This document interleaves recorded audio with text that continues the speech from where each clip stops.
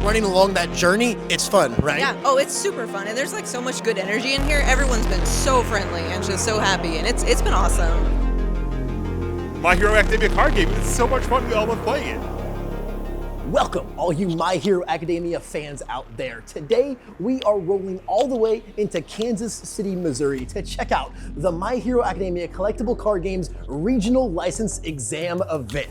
Behind me, there is so much action occurring. We've got so many players out here about halfway through the tournament today, and they are feeling the pressure. All right, guys, day one after 7 long rounds of Swiss has finally come to a close. 109 players battled their hearts out, but at the end of the day, only 16 of them could remain in the top cut slots to make it all the way to day 2 to compete for the real grand prizes. And hey, I'm here to announce now your top 16. We have Brian Garza playing Ochako 2.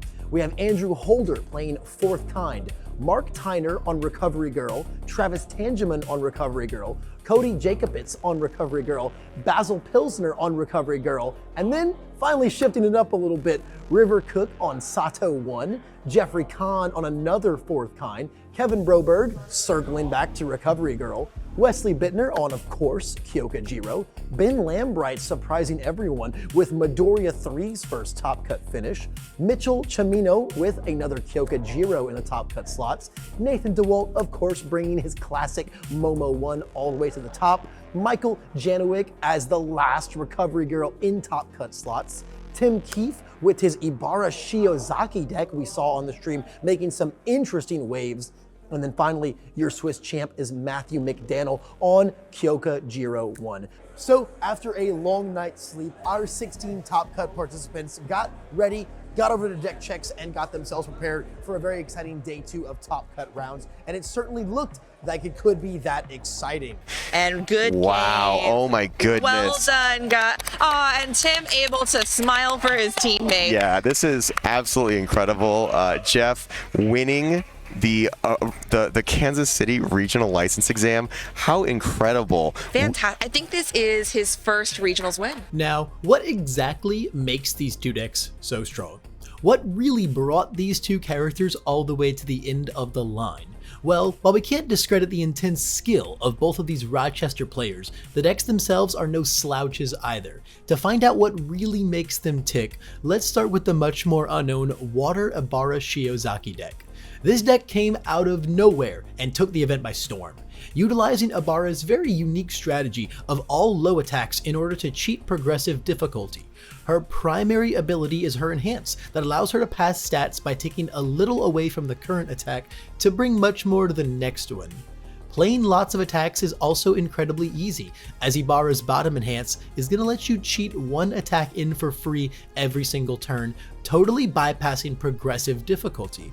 The only caveat is that it has to be a low attack, but playing under the water symbol makes it incredibly easy. Tons of powerful low attacks like Tongue Whip Strings racking up the damage, and Ibara's own Piercing Thorn Lances for even more ease of playing attacks make this deck so potent. Having only 19 health might be a little scary, but that's where the defensive tactics of Water really come into play, with heaps of speed reduction in cards like Stalking Her Prey and Ice Gliding to keep us alive to make these long attack strings possible. The aggressive potential of this Ibara deck is in full force here, as we see Tim utilize triple Tongue Whip Strings to take down even the most defensive Recovery Girl deck in the whole event. Using Tongue Whip's Enhance to slap what is the 7th card in the pool, and then scaling an insane amount of damage onto it using Tongue Whip's other Enhance, as well as another 3 damage coming in from Ibara's own Enhance. Another massive defensive application of this deck was its ability to side into Toru Hagakure 2. Being able to sideboard into a new character is one of the most unique aspects of our game, and it was a massive part of Tim's top cut strategy. Toru allowing you to bounce your rival's played attacks back into their hand via her response not only forces your rival to pay for their best move 2 times, but is even more pivotal into the flurry of Fourth Kinds that Tim ran into, letting him circumvent the static ability of Fourth Kind, as when you play the card a second time, it's no longer your 4th card, possibly setting up our rivals for failure, especially as we rip the best checks off the top of their deck. Now, as strong as this Ibarra deck was, it ultimately wasn't enough to conquer the beast of the meta that is Fourth Kind on Order. Easily one of the most brutal and aggressive decks in the game, Fourth Kind allows you to put unimaginable levels of pressure onto your rival. Very similar to Ibarra, Fourth Kind allows you to cheat so much progressive difficulty every turn with that -4 difficulty onto your fourth card, actually making it even easier to play than if there was nothing in the pool. Putting a whopping 4 damage onto it as well means you have to fend off the amazing early pokes in his turn, like Electric Jolt with its guaranteed damage, while also always being ready for huge moves, like Indiscriminate Shock coming in for totally free and always ready to one-shot you. All those stun moves rack up really nicely with our devastating once per game as well.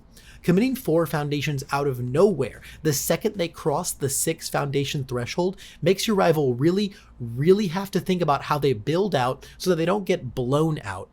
On top of that, a nice defensive response as well as his 34 health makes him an absolute beast to try and chew through. The only thing that really holds Fourth Kind back is being a 5-hander, but this order deck lets you circumvent that in tons of ways, with cards like Passing the Torch and Calling for Backup letting us draw tons of extra cards to consistently find our lines. And then Requesting Assistance lets you ready your foundations back up for even more mastery over our resources. We can see Jeffrey going for this exact play here, using his Passing the Torch to increase his hand size even more across the turn, then immediately bringing it back up via Requesting Assistance to use again on his next attack. Plays like these are what really allow this deck to assemble those lethal turns ever so consistently. Consistently, they did come. Here we see Fourth Kind deep into the finishing chain that closes out the entire event. Stun attack after stun attack in things like Grasping Tape Toss and Electric Jolt, slowly putting heaps of pressure onto his rival's board, eventually fully committing them out until an Indiscriminate Shock comes in all the way at the end to garner an unreal amount of damage. Whether it be through Fourth Kind's static ability for +4 damage, or just Indiscriminate's own infamous enhance to generate damage based on our rival's committed foundation count, you can really see how these attacks will all sync up in tandem with Fourth Kind and become so massive and be completely unstoppable once they're totally out of foundations. And it's all of those fantastic elements coming together that eventually led these two fairly rogue characters to upset the meta and tower over the rest of the top 16. Of course, we did see the Giros, we did see the Recovery Girls, we didn't see the True Form All Mights as much, but at the end of the day, those known entities were there, and together, these two boys from Rochester towered and climbed and conquered over them with their more rogue decks. And as the last damage falls on that glorious finals, a grand victory is delivered to Mr. Jeffrey Kahn. A big win for him and a big win for Rochester all around. But of course, a big win for everyone who tuned in to this amazing stream and the amazing event that it was for. Fantastic W's all around. What a great experience this whole weekend was, and I think that everyone who was a part of it in any way, shape, or form can absolutely agree. And of course, if you feel like you are missing out on the action, do not fret, because there are many more events on the horizon. June 3rd coming up, we have our webcam regional license exam, but if you're getting that in-person itch and want to come out and see the wonderful community and player base that our game has to offer, June 17th, you're going to be able to travel all the way to Pasadena, California, and check out another regional license exam then. Until then, guys, I've been Levi Lalonde. Thanks so much for tuning in to this video, and I can't wait to see you in the next one. Go plus ultra.